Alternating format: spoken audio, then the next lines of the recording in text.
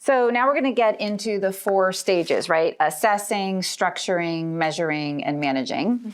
And when it comes to assessing impact, you can only do that if you really know what you care about, right? So anytime as an investor, you're going to allocate capital, you have to start with an investment thesis, and an investment thesis as an impact investor includes an impact thesis, which is, how is the world going to be different as a result of me making these investments? How is the world going to be different in terms of its social impact, in terms of its environmental impact? And then, of course, how is my fund going to perform from a financial standpoint? And if I have an investment thesis and an impact thesis, I then need to translate that into investment and impact criteria, which are the decision-making framework I use to make the investment.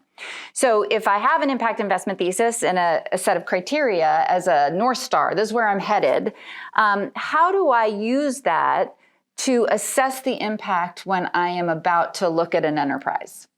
Right. Well, this occurs in the due diligence period. So this is before you have made the investment. You are building a relationship with an entrepreneur, learning about their business.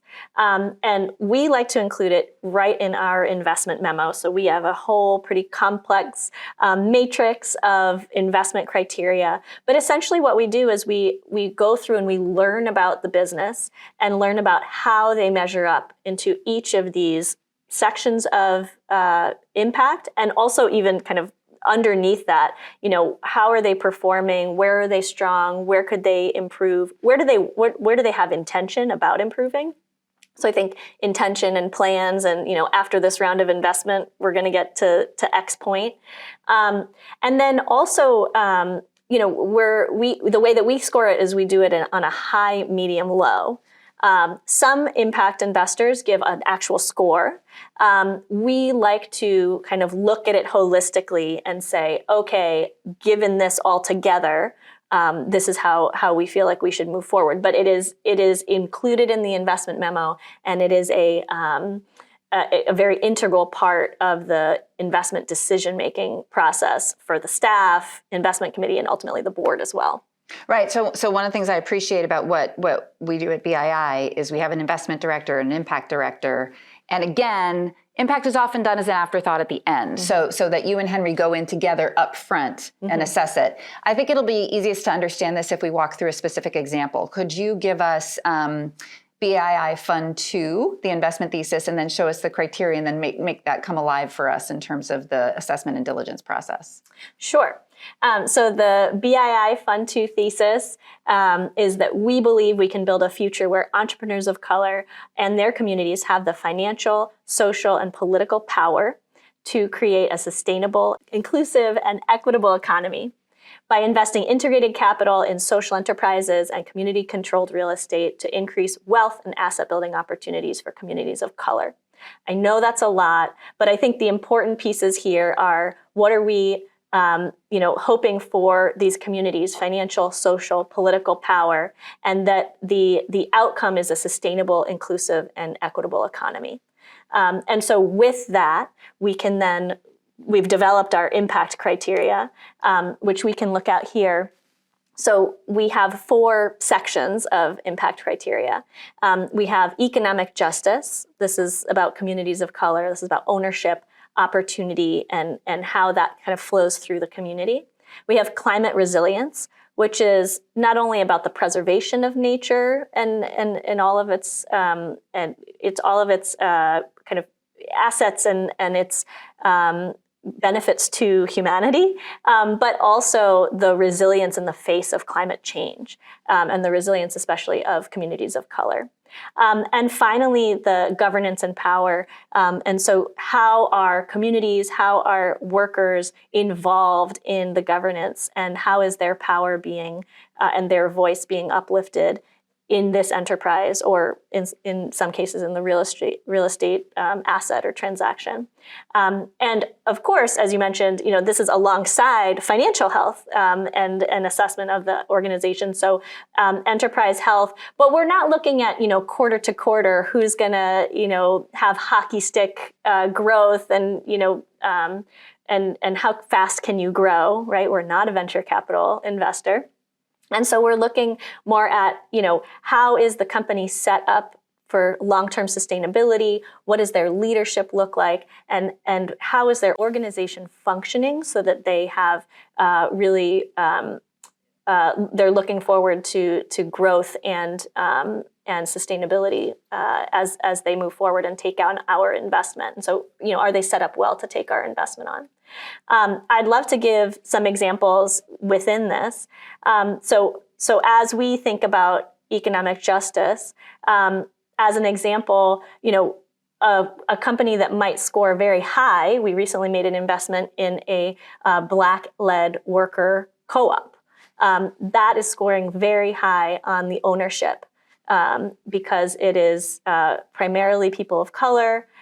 It is a worker-owned co-op. So, not only in the ownership piece, but also in the power and governance, you have workers obviously having a voice in governance, a share in how the organization is operating, and eventually in the organization's profits.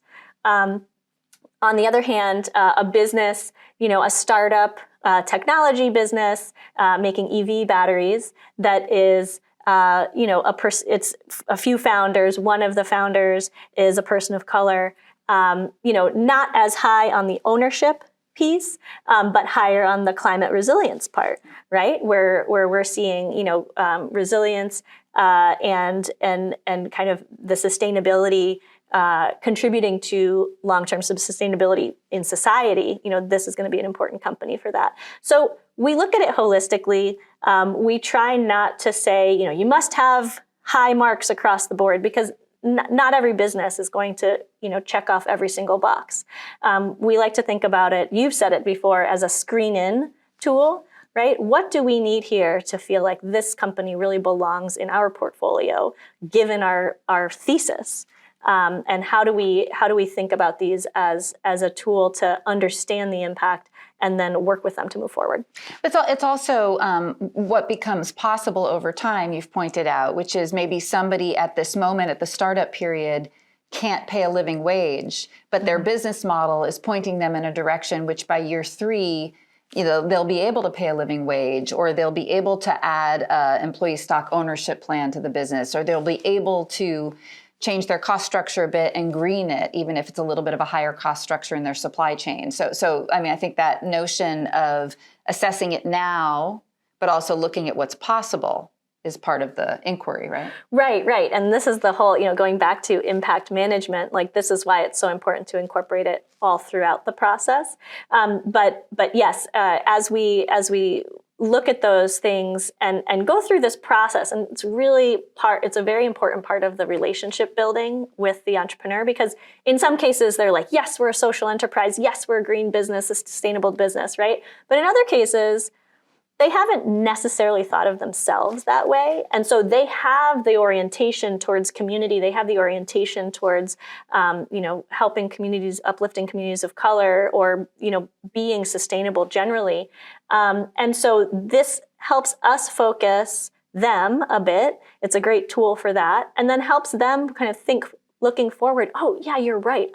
I really care about my employees. I know on my job, this job is really important for them, right? They love this job. It gives them dignity, and we're working on getting benefits, right?